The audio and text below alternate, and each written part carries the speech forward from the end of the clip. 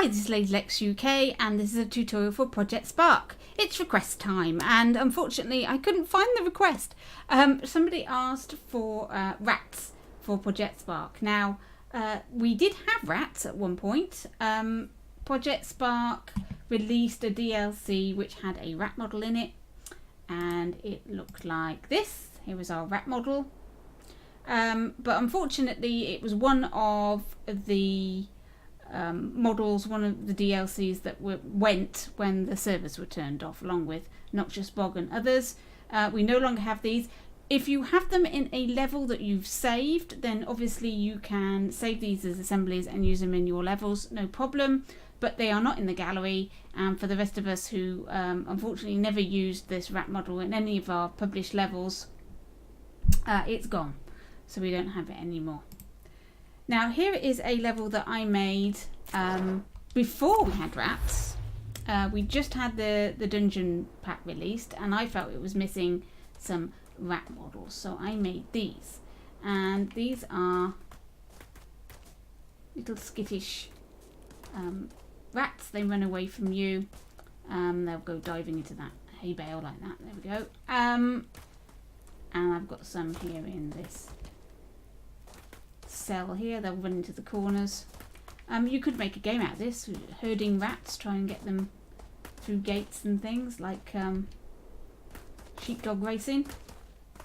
There is not sheepdog trials. There we go.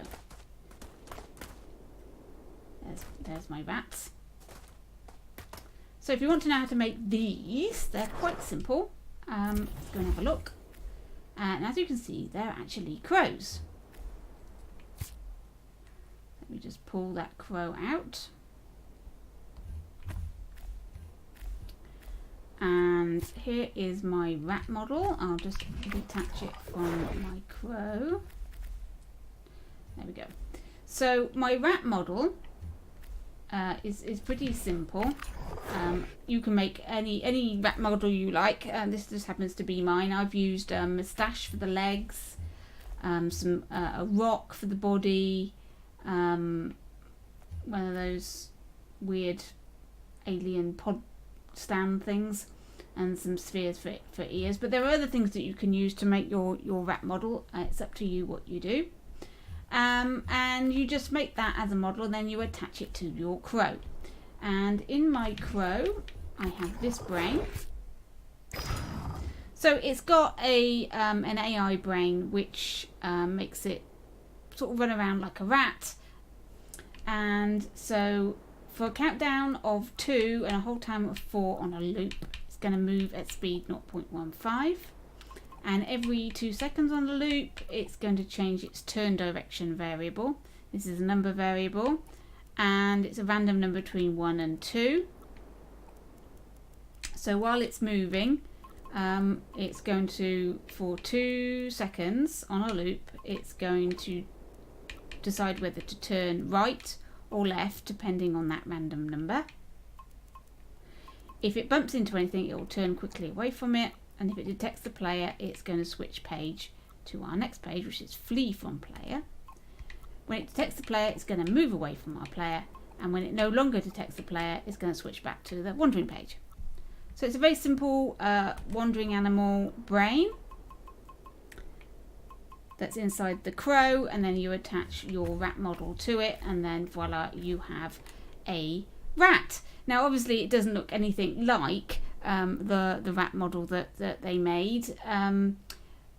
There is only one other animal that has 4 legs in the gallery, and that's the wolf. So next I'm going to show you how to make a rather large rat model from the wolf as a base.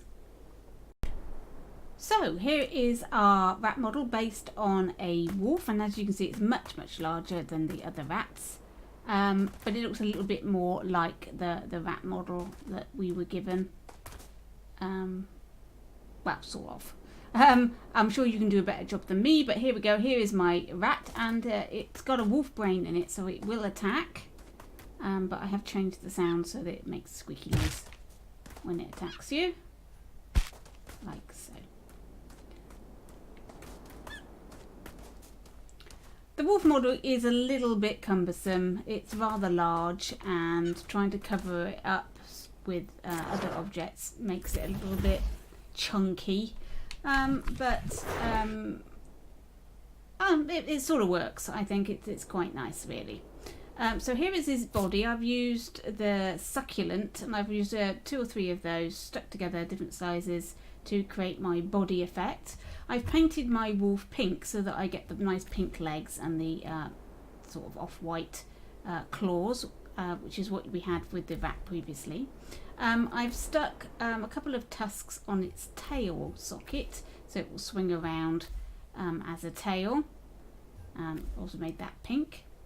And I've attached a head model that I've made using some rocks, some pumpkin seeds for ears, some eyes, and also the dragon jaw, which I've added in twice, once in white to get the teeth, and once in the blue to get the blue of the face of the rat. So there's our rat with the pink nose, and that's attached to its head socket.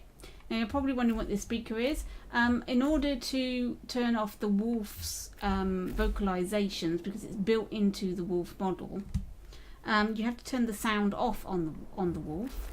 And I've attached this speaker gizmo to the head of my rat. And if I go into the brain, it says owner attacking, started to play sound, animal snowy fox attack. So it makes a sort of squeaky noise.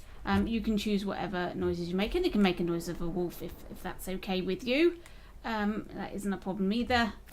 It can be a big wolf rat. And there you go. So there we are. It's relatively simple. We've got to make sure that you're covering, because of course the wolf isn't even going to be invisible because we need its feet. So you need to make sure you're covering the head and the body with your body and head mock-ups. There we go. And there we have our rat with its shaky tail. Obviously you've got to make this body big enough so that it covers the wolf's tail, so it does look like it's just a rat tail that you can see. So there you go. That's how to make rats in Project Spark. Hope that was useful. Thank you for watching, and keep sparking.